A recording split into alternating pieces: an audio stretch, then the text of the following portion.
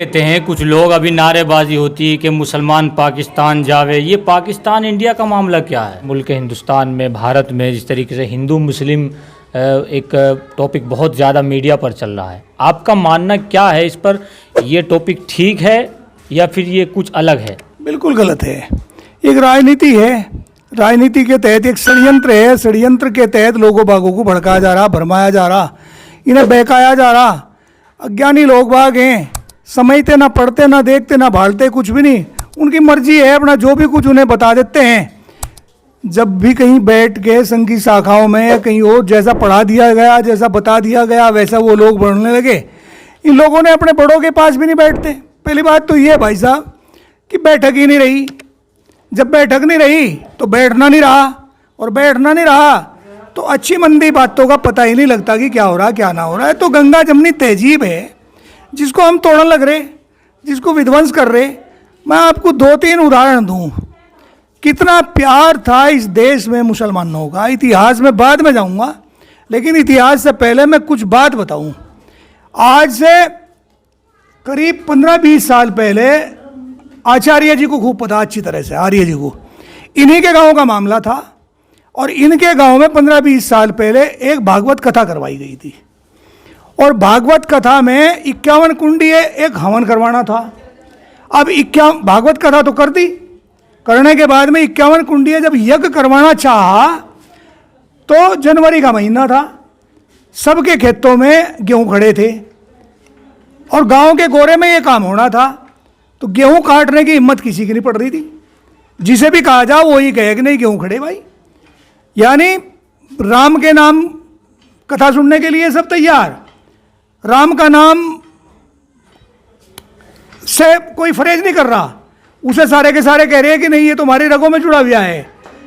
और जब हवन करने के लिए गेहूं कटवाने का नंबर आ गया तो सबके सांप सूंघ गया, सब चुप हो गए। उस टाइम पे जब मायूसी छा रही थी, उस गांव का एक पठान था। उस पठान का नाम मेरा ख्याल के बुद्धू था, लेकिन पठान था बहुत बढ़िया। वो पठान आ गया, वो उन लोगों को कहने लगा, भाई थारे क्या आज शाप्पा सा पड़ रहा, क्या बात है, कल तक तो कथा हुई, आज चुपचाप क्यों बैठे हो? तो एक आदमी कहने लग रहा, खान साहब दिक्कत यह हो रही, अब हवन करना, हवन के लिए 8-10 बीघे ज़मीन चाह, जगह नहीं मिल रही कहीं भी। वो कहने लगे क्यों थारे पे इतनी ज़मीन है भाई, अपनी ज़मीन में से गेहूँ कटवा दो, करवा लो। वो कहने लगे अगर नहीं, गेहूँ काटने को कोई तैयार ही नहीं हो रहा, अब तू कटवा लग, मेरा खेत तो दूर है। तो एक आदमी मजाक में कहने लगा, अब भाई खान साहब तू अपने गेहूँ कटवा देना, तू भी तो इसी काम का। खान साहब कहने लगा, सुनो, इस परमात्मा को तुम मानो या ना मानो, हम मानते हैं, रूप चाहे कुछ भी हो, नाम चाहे कुछ भी हो। और बुद्धू अपने गेहूँ कटवाएगा 10 बीघे, क्यारी है सामने मेरी क्यारी है, कल को इसके गेहूँ कटे हुए मिलेंगे।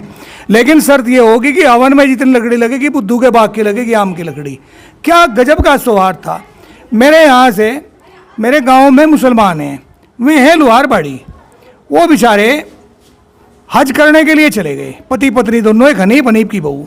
जब वे हज से वापस आए तो बड़े प्यार के साथ उन लोगों ने हमारे घर एक सामान भिजवाया। जब हम मिलने के लिए गए, दिया, कहने लगे जी ये नाम लिखा हुआ भी था ऊपर डब्बे पे, ये घड़ी आपके लिए लाए। भाई वो तो अगर हज करने के लिए जाए तो घड़ी भी हमारे लिए लेगा, हमें मक्का मदीने से। हमारे वैष्णो देवी जहाँ, या साकुमरी देवी जहाँ, या अमरनाथ यात्रा पे जहाँ, वो क्यों नहीं ले आते? वो क्यों नहीं ले, वो क्यों नहीं प्रसाद दे आते वहाँ से उनके मुसलमानों के यहाँ? अब से पहले भाई साहब 20 साल पहले, 20 साल की भी नहीं बात हुई, 20 साल से पहले की बात है, इतना प्यार था। मैं हिंदू हूँ, मैं ईद नहीं मानता, लेकिन ईद मानने वालों का इतना सम्मान करता था। मैं नहीं, मेरा परिवार नहीं, मेरा गांव, मेरा एरिया, हिंदू परिवार जिनके यहाँ दूध होता, वो दूध शाम का, ईद से पहले दिन का सारा दूध भिजवाया करते थे उनके यहाँ, मुसलमानों के यहाँ। कल को ईद है, मैं अपने त्यौहार मनावेंगे। और वहाँ से ईद के बाद में, ईद मनाने के बाद में, नमाज पढ़ने के बाद में, उनकी लड़कियाँ, उनके लड़के सारे के सारे वो उसमें तस्तरी में छुआरे रख के, बूरा रख के हमारे हिंदुओं के घरों में दिया करते थे।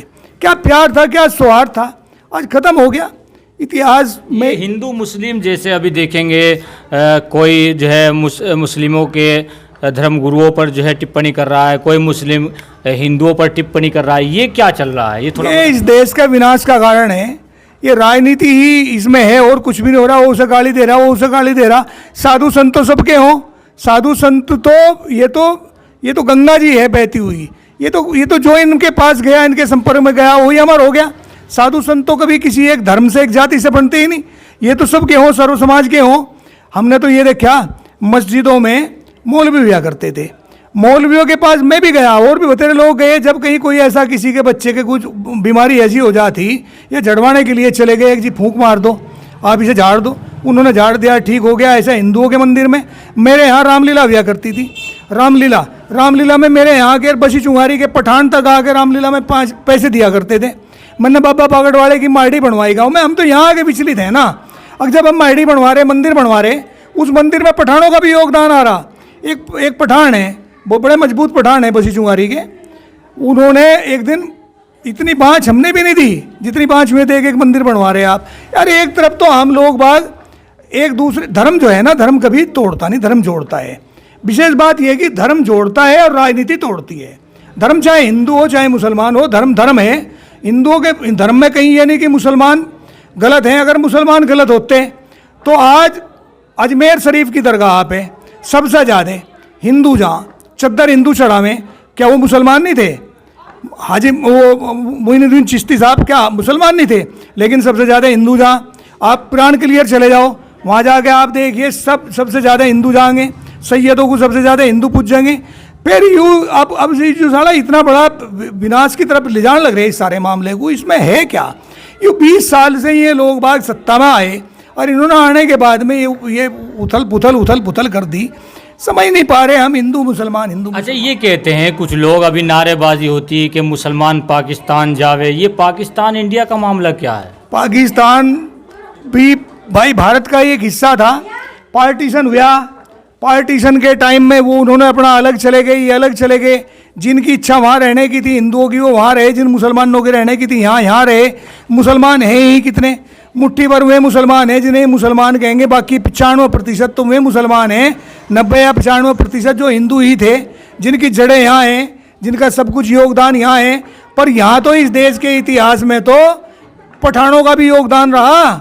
जो चलो जैसा गुज्जर हो गया, या जाट हो गया, मूड़ा जाट हो गया, या त्यागी हो गया, या राजपूत हो गया, इन्हें तो आप ये मान लो कि ये तो 100% वे हैं जो हिंदू ही थे।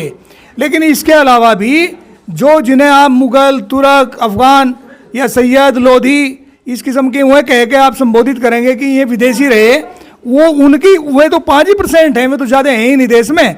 इन्हें कभी पाकिस्तान भेज दो, कभी हिंदुस्तान भेज दो, कभी पाकिस्तान भेज दो, कभी हिंदुस्तान भेज दो। क्या तरीका हो रहा है? कभी ये आतंकवादी, कभी खालिस्तानी।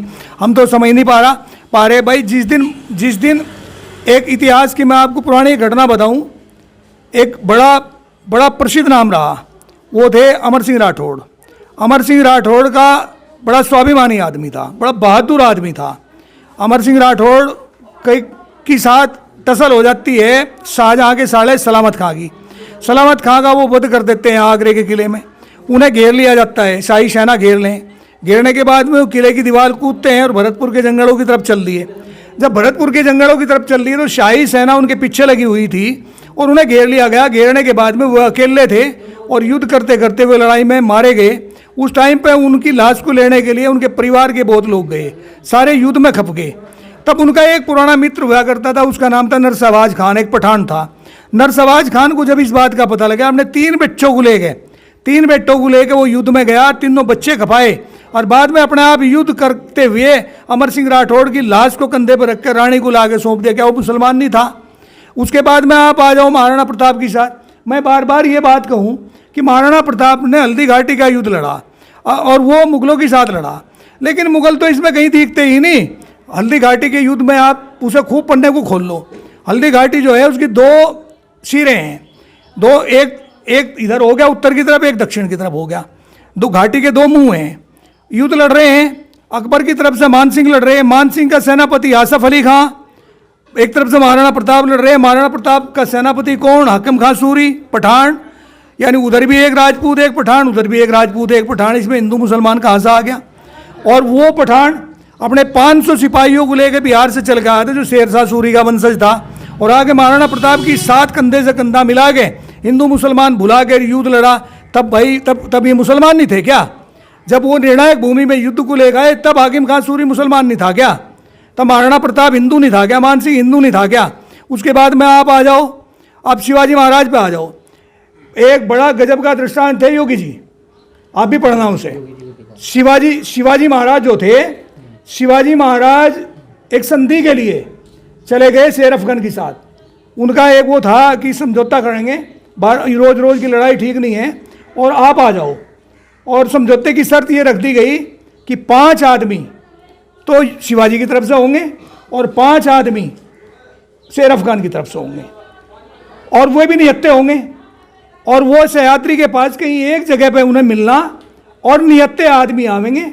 तो जब वो शिवाजी महाराज एग्री हो गए, ठीक है मैं जाऊँगा, जब वो चलने के लिए तैयार हुए तब एक आदमी ने उन्हें रोक दिया। उनका विश्वसनीय आदमी था जो रोक रहा। वो कह रहा कि महाराज एक बात तो बताओ, आप किसके पास जा रहे हैं संधि के लिए, वार्तालाप के लिए किसके पास जा रहे हैं? एक शेर अफगन के पास जा रहा। शेर अफगन के पास आप जा रहे हैं, आप मुझे ये बताओ आपकी हाइट कितनी लंबी?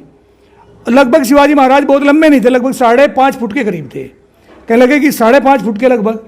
तो आपका जो शरीर का आकार है, आपकी बॉडी का साइज है, वो क्या है? अब वो बहुत भारी नहीं है कि शिवाजी महाराज बहुत वो भी नहीं थे ज़बरदस्त आदमी, तगड़े नहीं थे बहुत ज़्यादा, उनमें दैविक शक्ति थी। तो आप जहाँ जान लग रहे हैं वो शेर अफगन कितना लंबा? वो लगभग 6.5 फुट लंबा था, करीब आपसे 1 फुट लंबा हो गया। अगा 1 फुट लंबा हो गया और आपसे शरीर में कितना भारी है? बहुत भारी है। तो सरकार, आप जिसके पास जा रहे हैं, अगर वो आपसे कोड़ी भी भर के मिलने लगा तो आपको बाह में ही दबा लगा। आप उससे कितने साइज में छोटे हैं, आप ऐसी गलती मत करें। तो फिर मैं क्या करूं? आप हथियार लेके जा, हथियार पर तो प्रतिबंध है। वो आदमी कह रहा, और वो आदमी मुसलमान था। उस आदमी ने कहा अगर आप सिंह नख लो और उसे पता भी लगने का वो लेगा, पर पगड़ी के नीचे आप लोहे का टोप बांध दो और कवच बांध लो और तब आप जाओ। होना वही था जो हुआ।